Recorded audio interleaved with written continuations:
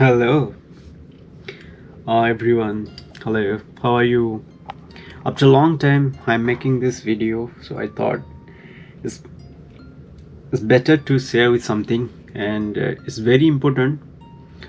And as we're traveling in the life, we're going in the life, and a lot of uncertainties nowadays. But in this time, in this midst of all this thing, we need to start. Okay, so the question is when okay, so what happens when quantum physics meets the inner peace? Okay, I'm saying in two books today. One is The Fabric of Reality. This is book I'm trying to tell you, and another is Siddhartha by Hermann Hesse. Okay, this is a very classic book. Okay, it's available in the PDF. If anyone is interested, I'd gonna share with you. So I just completed this two book. I'll gonna tell why you guys need to read this book and what is the importance, because earlier I changed my methods of reading. So when I start to read something, I read only one book, and I read the book and I try to go through and get some ideas. But now I feel the world is connected, ideas are connected. You cannot understand ideas in the isolation.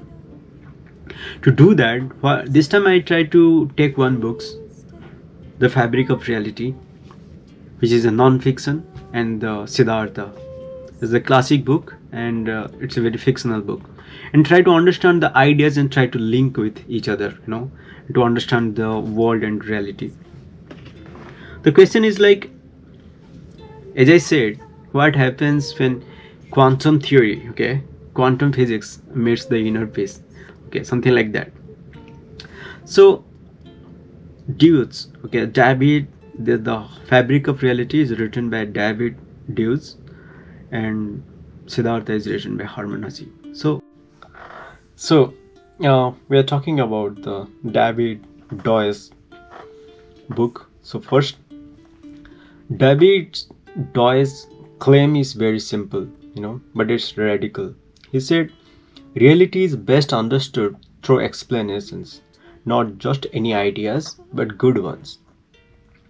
Theories that survives criticism only go longer.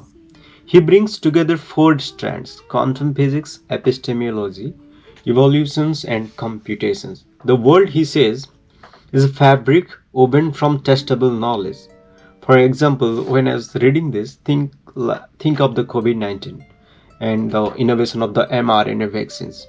The speed was not just luck, it was decades of good explanatory theories about RNA biology and lipid nanoparticles and viral proteins. So it means that knowledge becomes reality, literally saving millions of lives. And it didn't happen just one night. People have been researching about the RNA thing. So cut to you, like, Dewey's core idea is like, the better our explanations, better we can save the world. That's why I always try to, I always do believe understanding the problem is most important than finding the solutions. Because if you have a good knowledge about the problems, and how deep you have that understanding, it will gonna ultimately lead you to the solutions. A researcher, we always try to do that. So, like, even suffering, disease, and ignorance are not inevitable, but they are soluble problems. With knowledge, we rewrite reality. But what Hesse says, Hermann Hesse, so like, in contrast, Hesse's Siddhartha argues that truth isn't found in theories, it's found in life itself. So Siddhartha tries every path, being a Brahmin, a beggar, a merchant, even a lover, but all leads to restlessness until he listened to the river. I once met a cancer survivor, during my research in Odisha, fieldwork in India. So she had no educations, no scientific background, but she said, I don't fight cancer anymore, I live with it. That moment echoed like Siddhartha's turning point.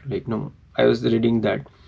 Peace doesn't always come from solving, it comes from surrendering to the flow. Where like if you understand the Deus pursues external truth, understanding the theories and how theories are good at explaining the things, but Hussey's points to the inner truth, where the physicist solves, the seeker dissolves. Physicists look or the researchers look outside, but the seeker look inside. And yet both want the same thing, freedom from illusion. That's very interesting. When I was doing my blog, I written one thing, whether you are a physicist, whether you are a biologist, whether you are an anthropologist, whether you are an engineer, everyone seeks the truth. The ultimate reality is the truth. And how, but we just take different path according to ourselves to reach that point. So what happens when the two worldview met? Like David Deutsch, Fabric of Reality, and Hermann Hesse's Siddhartha. What happens? So Deutsch believe in progress and through criticism, as you said. Hesse's believe in peace through silence. Understand thing, someone understand the peace through silence. They try to go through the monkhood, and someone try to even the turmoil in the life of the turmoil, they try to just move on. They move on and they just progress. But both say we must question that we have been told. Okay. So when I started working in the health policy, even the cancer epidemiology, understanding the disease modeling, I assumed the most efficient system would be the best. Okay. But real world interventions like community health workers or peer counseling taught me lived experience often outperforms the elegant theory. Explanations matter, but so does presence. This is the Deutsch Hesse's paradox. I quote them, Deutsch and Hesse's paradox. If I only follow Deutsch, I might become arrogant with knowledge. If I only follow Hesse, I risk detaching from change. The synthesis is like seeking the truth, but don't cling to it. Solve what you can, but listen like a river. Another point I just want to say, there's a point they say, I'm quoting from the Hindu mythology, Hindu spiritualism. They say their name Radha, okay? But what is the actual meaning of Radha? If you turn Radha, it's like Dhara. Okay, so what is the Dhara? Dhara means the river, the way river flow. Okay, so Dhara means river flow from and goes to meet to the ocean. So Dhara's opposite is Radha. It means it says you to look inside, not look outside, not look like go like a river and meet the ocean. Instead of be like a Radha, look inside. That's the thing.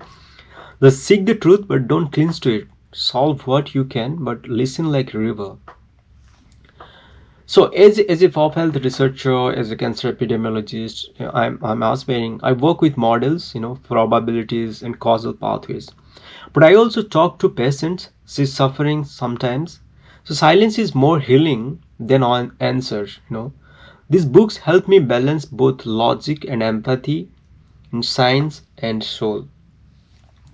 So during my MPhil, I studied how patients with blood cancer described their illness, not through data, but through metaphors. One said, it's like time has a tumor, not just me. That line stayed with me more than any graph ever could. Okay. So here my question for you all. Are you more like David Deutsch, searching for better explanations, or like Siddhartha, seeking peace beyond them, or maybe both? So if you have read either of the book, and or if you are walking your own path through science and selfhood, drop a comment below. I would love to hear how you make sense of this strange, beautiful world. Subscribe for more content on public health, personal growth, and the science of the meaning. Until next time, stay curious and stay grounded. Stay happy and spread love.